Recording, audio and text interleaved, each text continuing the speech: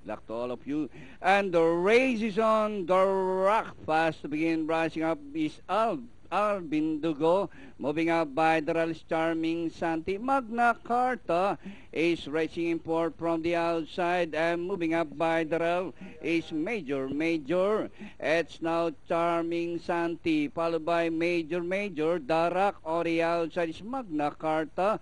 Alvin Dugo is racing in fifth from the outside. Rushing up 6 is Whistler. Down in 7 is entry number 6, Smart Guru.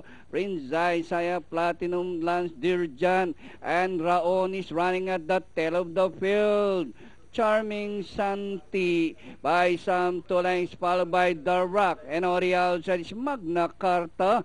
Major is racing in for, rushing up to take fourth spot is Alvin Dugo. And during the last 700 meters more to run, Charming Santi, Magna Carta, and The Rock down on the inside, Alvin Dugo getting closer in fourth, Major Whistler.